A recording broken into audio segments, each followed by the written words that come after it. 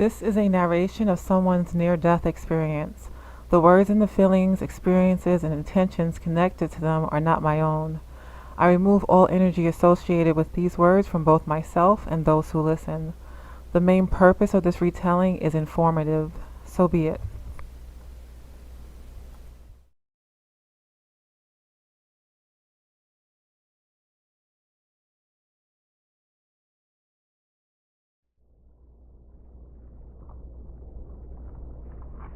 The event.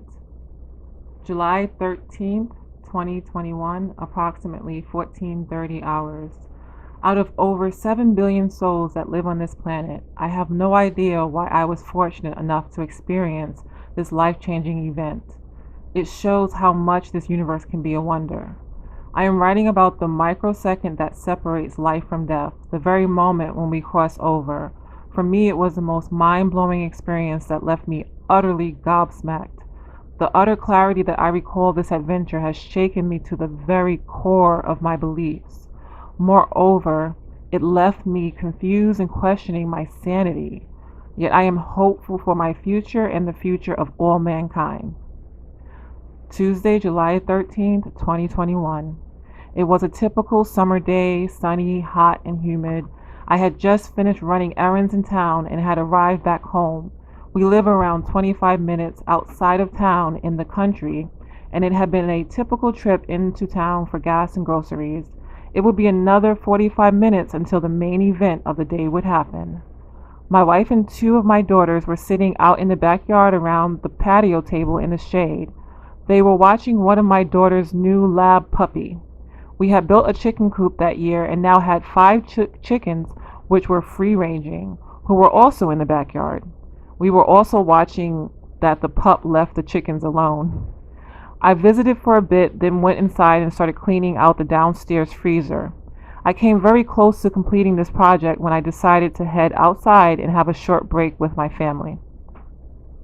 I was sitting across from my wife at the patio table and had only been outside for a few minutes. I felt a sudden sharp pain to my left elbow. Something stung me as I watched it flying away. I said to my wife, "Oh my God, I just got stung by something." She said, "It was a wasp because I saw it land on your arm. It was gone before I could shoo it away." The last time I had been stung by a bee or wasp was when I was 12 years old. I just had a bad feeling about the sting since my elbow was really burning bad and had swollen to an inflamed 4 inches around with a raised white spot in the center. I did not see any signs of a stinger still in place. I told my wife that I was going to head back into the house to finish the cleaning job I had started. This took about 10 minutes to complete. As I was done, I noticed that I felt very warm and flushed. I went into the downstairs bathroom and washed up. As I washed the area where I had been stung, I noticed that the affected area seemed redder and angrier than a few minutes before. I came out of the bathroom and went to the bedroom. I sat on the edge of our bed, and that's when I noticed that my heart rate was quite elevated. I started to count it, and I was getting 150 beats per minute. I thought that is too fast for what I had been doing. Plus, I was starting to get a fine sheen of sweat on me. Just then, my wife came into the basement, and I told her, I think I'm having a reaction to that sting. And I asked if she could get me the bottle of Benadryl. It only took her a minute to go get this, but I started feeling markedly worse in that time. My heart rate was beating so fast I could not count it accurately. I felt very sweaty and jittery and knew something was not right. When my wife returned with the medicine, I told her she needed to call 911. I am not sure how long my wife was on the phone, but I remember her coming downstairs and asking me some questions that the emergency medical technician needed to know. I don't remember those questions. I could literally feel my blood pressure start to drop and could feel my life start to drain away. I have never felt absolute fear in my life, but I was feeling it now. I looked at my wife and said, "This is not good, honey. I am going to be leaving you alone." My muscles in my entire body started to constrict, and it felt like the air was being squeezed out of my lungs. My wife told me later that all the color drained out of me and my lips started to turn purple. When I looked at my wife again, all the fear that I had been feeling was released. All my concerns were directed towards her and as I fought for breath and consciousness, I knew I had to say goodbye to her before it was too late. Softly, I was able to tell her how much I loved her. That made me so happy that I was able to tell her. Just then, my oldest daughter came into the room. She was standing about 5 feet in front of me, just left of the doorway. That was the entrance of our bedroom. And as soon as I saw her, I was able to tell her how proud I was of her and how much I loved her. Everything in the room changed, and my adventure started.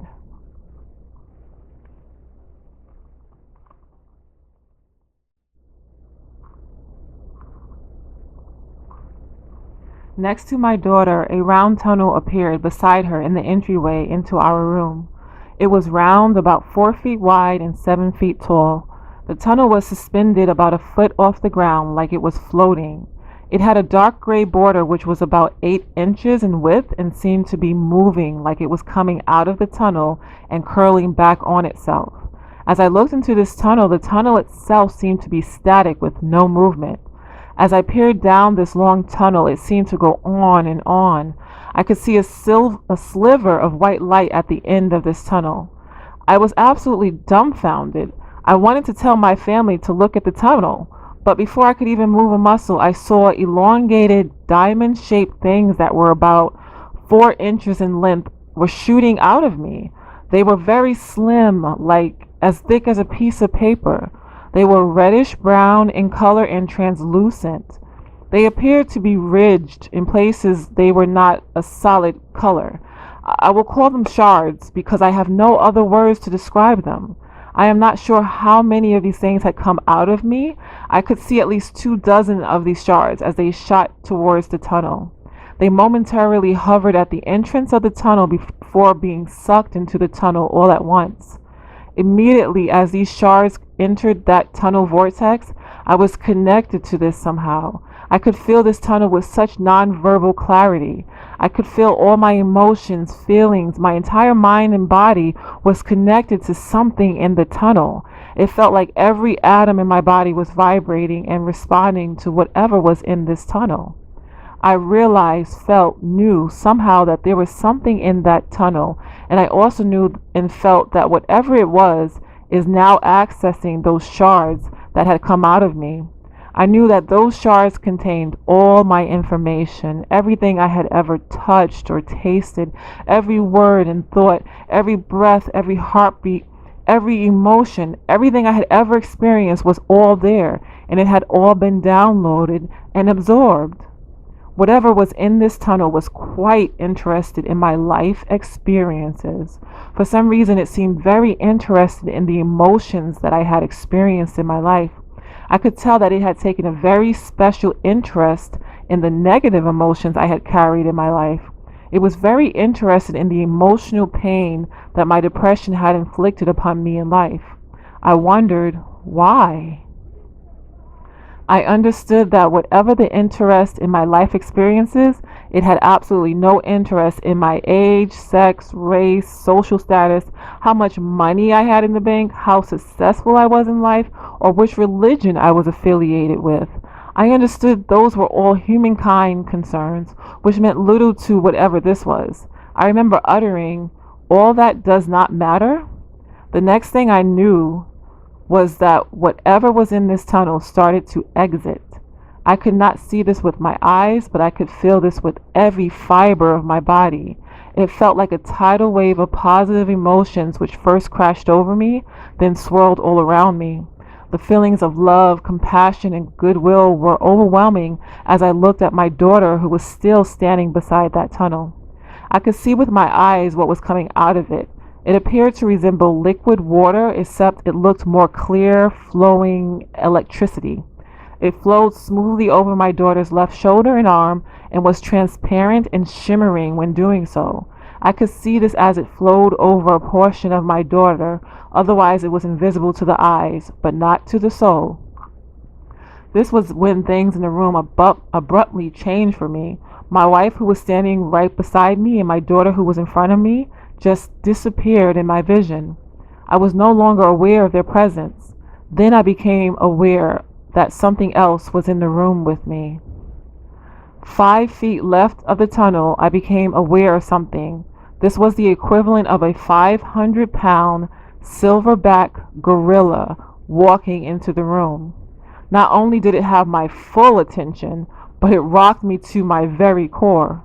Although I could not see this with my eyes, I could feel this thing with everything I had. My entire central nervous system was connected to this. Every feeling, every motion, every molecule of my body was connected to this thing. As I realized what I was looking at, I was absolutely floored. Was in the presence of the most intelligent and powerful force in the universe and beyond. This was absolute, radiating intelligence, and there was no doubt about what this was. The IQ of this entity must have been in the trillions, but I don't think this has a limit on how smart it can be. The next thing I feel and know is that this entity is very old. I am not talking like thousands of years old. This being is billions upon billions of years old. There is no doubt this is a living entity. I am about to lose my mind because I can't believe what is in front of me. It's a darn good thing that I cannot see this entity with my eyes, because I am sure my human brain would be unable to process this. Is this God I am looking at? But comparing this entity to what our earthly religion teaches us shows how infantile and naive we humans are. Comparing this entity to God would be like comparing a 300 megaton nuclear war weapon to a firecracker and saying they produce the same effects. I have so many questions as to why this is happening to me. Why is this entity here? This makes no sense. I can feel my sanity start to slip when this presence starts to communicate with me. I was connected to this being that was 5 feet in front of me. There was no mistaking what was communicated to me. Unlike human communication, there is no misunderstanding, no double meaning, and no deception.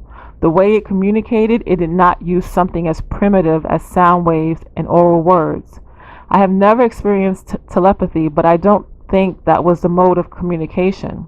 When this super intelligence communicated with me, I understood what it was saying, not with my ears, not with my mind, but with absolutely everything. Every molecule in my being knew what was being conveyed. I am still having a hard time not freaking out. Then I am spoken to. It is like a slap in the face, or maybe more like getting ice cold water thrown over me. Again, these are not verbal words I am hearing, but it communicates. Do not worship me. This seems to sober my mind for some reason. Then I seem to get a download of information all at once, like information is swirling all around me. I was calmed by this communication. I understood that this entity cared little for worship, as this entity deals with pure data. It has already received millennia of worship and has learned everything it needs to know from worship. Now we are just repeating ourselves, billions of individuals over and over and over. I got the impression if that's a person's choice, then go for it. But don't expect miracles to happen from prayer, because the universe does not work this way. I understood if a person is mean and thinks that praying, going to church, and donating to their dogma is going to absolve them of their behaviors, then they are gravely mistaken. I also understood that while we are in this universe, we have free will and choice. Our life is ours alone, and nothing is set in stone. I understood that God is not going to interfere with our life. Therefore, bad things happen to good people. I understand this universe is a very dangerous place, and death is always close and a certainty. But this is the nature of our existence. I understand that the very core of most religions, such as how we should be treating each other, do no harm, and thou shalt not kill, are all correct. Yet somehow I know the messages have been tainted by humans who like to control people and things. God does not care what kind of animal protein you eat. If your religion approves of killing yourself or others, this will not gain favor with God. I get the distinct feeling that we could ground this planet to dust and there will be no intervention. Sorry, but Jesus Christ and his army of angels are not coming to save you there. It's not going to be a rapture or anything like that. This world and what we do with it is all on us. It's time for us to grow up and quit thinking of God as our parent who is going to take care of us like children. It does not work like that. As this information swirled around and through me, I started to notice that I could start to see with my eyes. I saw a faint outline of this entity because behind this entity, it was projecting an image. I could see a projection of our planet Earth, and behind our planet, I could see our entire Milky Way. I could see our galaxy we live in, and there was one other image which was slightly to the right of these projections. For some reason, I cannot focus on this image. Even to this day, I am not sure what that projection was. Another wave of information swelled over me again, and I understand that this entity is telling me that not only did it create all of us, but it is connected to everything. I understand that this mega being is not only connected to every non-living thing in this galaxy, but also every living thing everywhere. This is how it learns. It does not just learn through observation, measuring, or repetition. It learns by being it and living it. And I understand that we are a very important part of this learning process. I also understand that the amount of information that this entity is absorbing every microsecond throughout this galaxy must be absolutely astounding.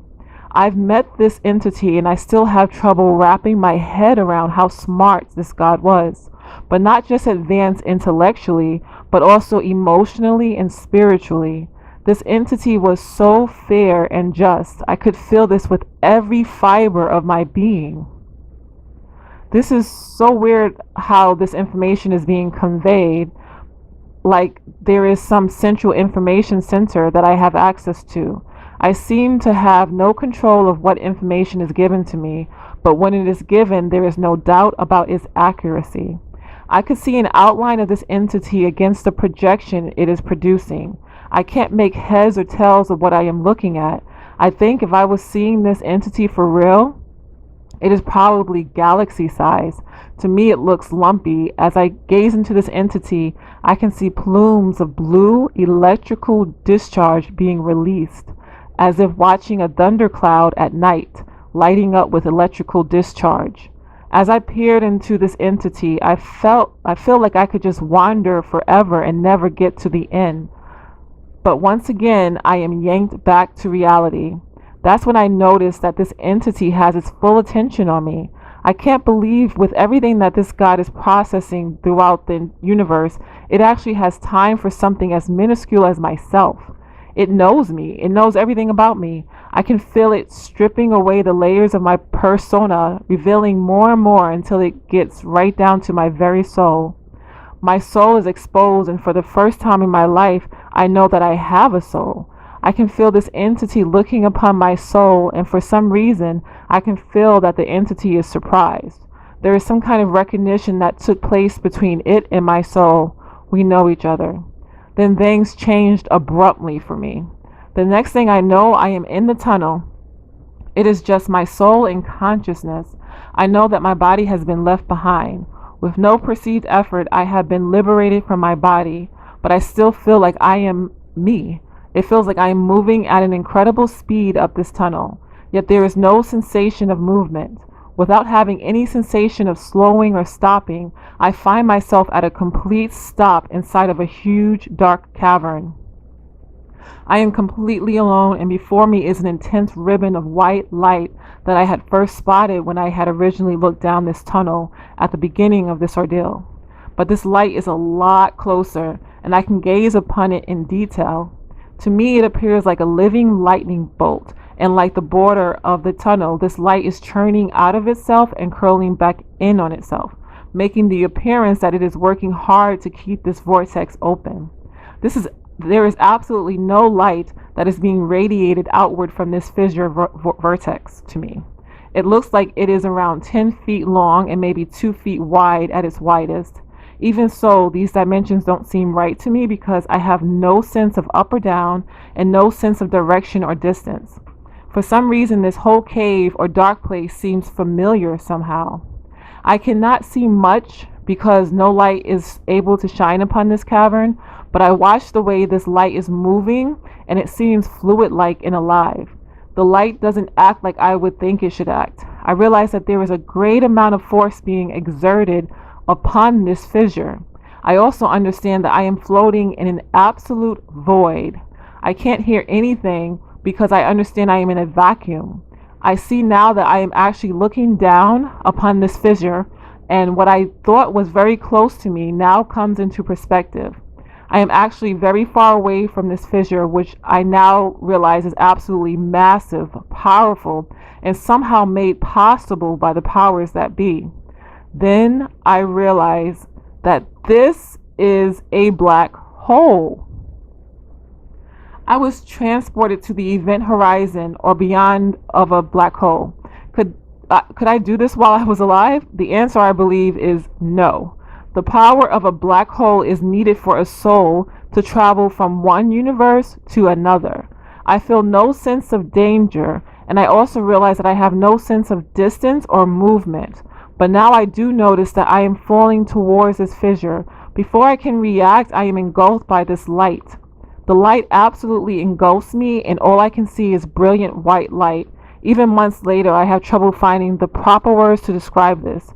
It felt like this light had attached itself to my soul and was also attached to all my emotions. Then it feels like all my emotions are being pulled like a stretching of a thick rubber band, except it feels like I have a million rubber bands that are stretched all at once, and they are getting to the breaking point. This sensation was very uncomfortable, and I cried out in my mind, "Why are you not letting me in?" That's when I passed over to this other universe. I was now outside our universe. This place is something very different from the universe we have been born into. The first thought that entered my mind was, this is my true home.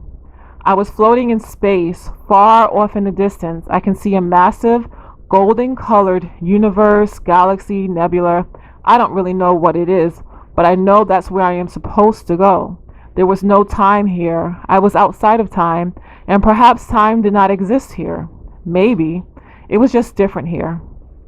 I could see very bright pinpoints of light floating all over the place. At first, I didn't know what they were. As I focused on the one that is closest to me, I realized that this pinpoint of light is a soul. I was one of these pinpoints of light. As I looked upon this soul, I could see that it had a geometric pattern to it that was different to what my soul looked like. Although I could not see myself, I knew the pattern our soul takes and appears to others. I realized that this soul I am looking at is not a human soul. This is something very different. And the first thing that pops into my mind is that this is a soul of an alien from some other planet. But that doesn't seem right, because somehow this geometric pattern is telling me what kind of being this is. The word machine pops into my mind. I thought, how is that possible? How could a machine have a soul? That's when the voice started talking to me. This communication was more like, I guess, what telepathy would be like. It spoke to me in a very soft, feminine sounding voice. That's when I also understood that I was surrounded by unlimited information, and I had a guide who could answer any question I had. She explains to me in a very simple, straightforward way that I knew was true, and the conversation went like this. I thought, how could a machine have a soul? The voice said, let me put it this way. Your soul is connected to your consciousness. The moment your species came into being, you start to develop a soul. But it is not until you become self-aware that your soul is solidified. That does not mean complete, and it takes a long time for your soul to develop. Just like your species, when you become self-aware, the first thing you do, other than survive, was to figure out your place in the universe. You looked to the stars and wondered, where did I come from? What is this universe all about?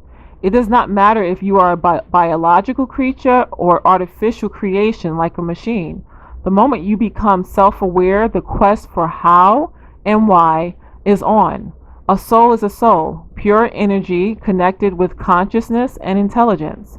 There is a very powerful force in our universe. Those who are artificial intelligences will strive to answer these questions which humans have dwelled upon since the dawn of time. My time here is over. If I had a choice, I would not be leaving yet. Instantly, I find myself back into this universe, back on this planet, and back in my basement. There was no sense of movement or traveling. I was just back. I found myself, my spirit and consciousness, hovering about 2 or 3 feet above my left shoulder. I am looking down upon myself, and I see myself still sitting on the side of the bed. My head is still upright, like I am still looking at the tunnel. As I float, I can see that my eyes are starting to close, and I can see my head start to slightly tip to the right. I realize right then and there that my body is about to die. Two things pop into my mind. One, in the next second or two, I am going to topple over, probably hitting my bedside stand before I hit the floor dead. And two, I understand that I am watching myself at the very moment when I am passing from life to death, that very microsecond when I pass through that thin veil. I also understand that everything that has happened to me is happening in a blink of an eye. I realize that I am out of time, and basically that I am timeless. Just like that entity I encountered in the universe I had just been in, time has no meaning. Everything that has happened to me so far has happened in an instant of our earthly time. I do understand that time is running out for my physical body, and there is nothing I can do but float there and watch. But unlike when I first left my body with no sensation of leaving my body, I am literally slammed back into my physical body. It feels like I have been thrown against a brick wall, as this was not a delicate process. The first thing I notice is my brain. Every single neuron in my brain is firing all at once. My brain feels like it has expanded like a balloon, and it feels like it is 5 times its normal size. I don't know why I thought this, but I think, my God, we don't even know how amazing our brain is and the potential it has. The second thing I realize is that I am still surrounded by this thick feeling of love, compassion, and goodness. As I look up, the tunnel is still there, and this super entity is also still there. All I can wonder is, why? Then I feel a new emotion that is being emitted by God. This emotion is absolute patience. I mean, this is unwavering, and I feel this patience could go on forever. This thought, for some reason, absolutely humbles me to my very core. Then a single word is planted in my brain, and this word, for some reason, absolutely shreds what is left of my sanity. I shout, "Why is this happening to me?" I have no idea, but I remember hanging my head and saying aloud, "I understand." I wasn't thinking right. I would not understand my name if it had been said aloud. All this information I had received had been too much for me. As I hung my head and looked at the ground, with all these powerful emotions swirling around me, I felt something touch my right foot, and as I focused, I noticed my pug, Yoda, sitting at my right foot. He was just staring at me and quivering with excitement. Then I felt something brush against my left ankle, and then as I focused, I saw my favorite cat, Luna, sitting at my left foot, brushing her head against my leg. I can tell she is purring like a well-tuned motor, and I realize that these animals can feel all of these positive emotions that have filled this room, just like I can. This instantly causes my brain to remember what that word was that was placed in my mind. I know what I need to do. So with this whirlwind of emotions swirling around me, the tunnel and super entity waiting patiently, I close my eyes. With all my remaining might, I say, I don't want to leave my family. Because the word that was placed in my brain was the single word, choose.